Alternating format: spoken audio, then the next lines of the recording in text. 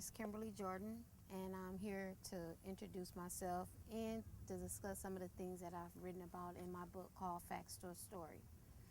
Um, Basically, it starts off in my childhood days, and I was born and raised in Watts, California, and it introduced you to some of my challenges.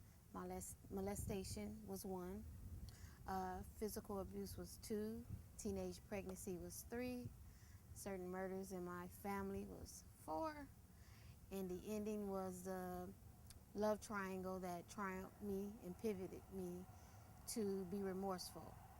It's based on true facts as well as fictional. So let me just give you a passage of one of my challenges. It still hurts today, yesterday, then, and in the future. It never ends. He consciously fondled with my genital parts and watched my body squirm. If I knew any better, I probably would have barfed, but I was taught as a kid to be obedient to your elders.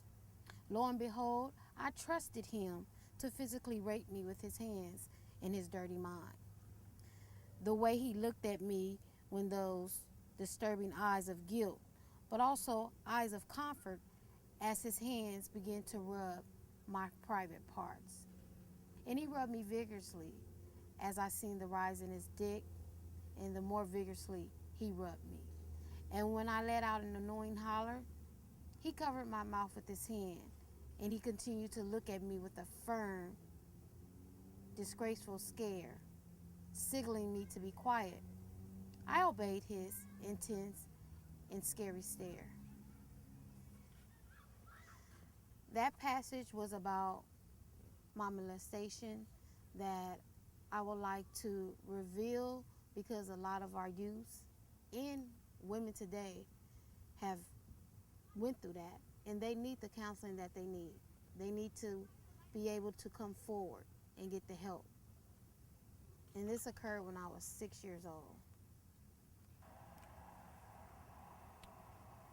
"Get out of the car," Denzel said to me, but I was way too scared to move. I figured he wouldn't do anything else crazy with all of these people watching. So I said, "No, just drop it, just calm down." But before I could say anything else, Denzel had reached over and pulled out his gun. And he opened his door and ran to the other side of the car, holding me at gunpoint. "Bitch, get out of the fucking car." He was out of control, acting like a beast, even though his voice remained low and calm. He opened my door. Now that was a true incident where I was going through physical abuse and with my teenage pregnancy, and I was held at gunpoint, basically accepting whatever he did to me. And once again, breathing unworthiness. And it originated from molestation, thinking I had to accept that, but I didn't. And I encourage other young women that's going through physical abuse or even mental, verbally abuse, you don't need that. Get counseling, get out of it. It doesn't get better, it doesn't stop, it gets worse. Another passage. I reminded myself of the hurt I felt from my husband. As I put on the artificial armor that temporarily protected me, as I carried on with this other man, the pimp. A lot of urban women go through things that they feel like they want to be down. They call it being down with your man, having your nigga back. No, it don't consist of committing to unworthiness. It doesn't commit to being more hurt.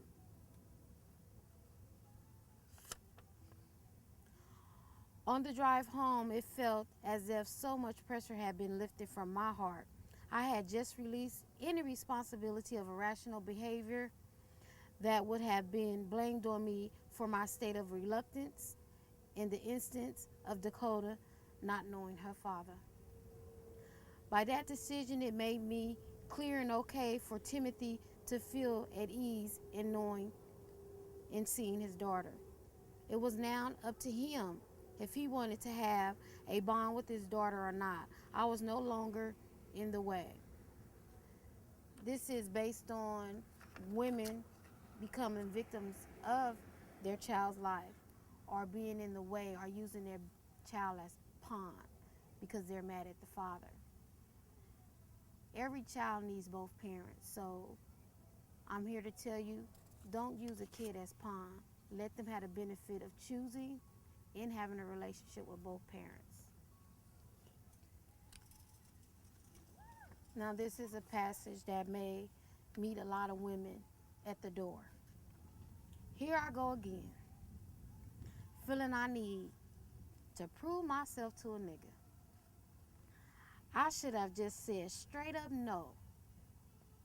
But no, the coward in me was visible and standing right in front of Troy, facing him, feeling of owing him. I guess it was me replaying of my role with Roy, my ex-husband. Was I that weak to agree? It was yet to be told. Did I want to smuggle drugs?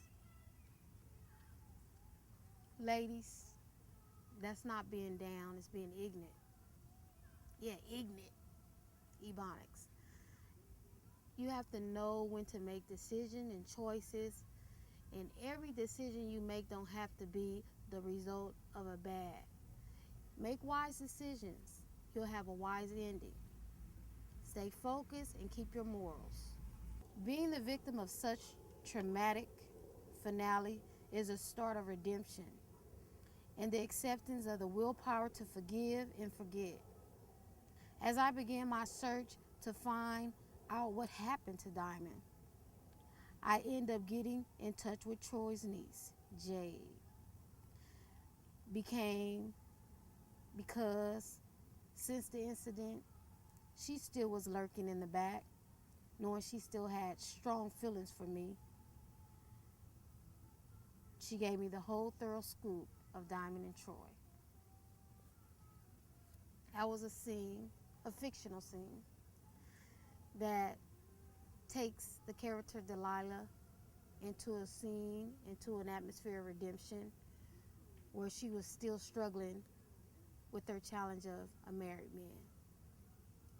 Another side of unworthiness, another sign of confusion in the love triangles that she continued to experience.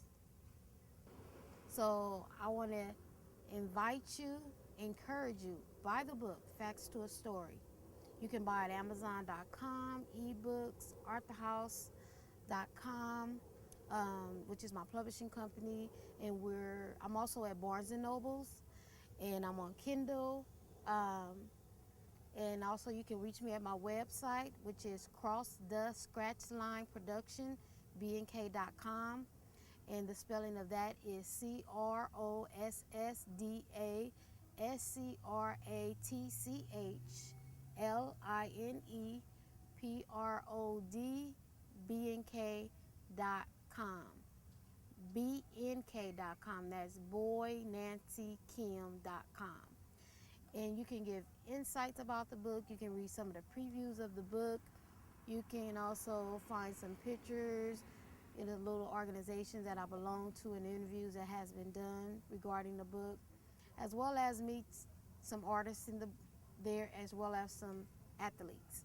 So visit the webpage, and like I said, it's sizzling, and it does consist of some sexual content. So I would prefer you to be 18 and over, or very mature.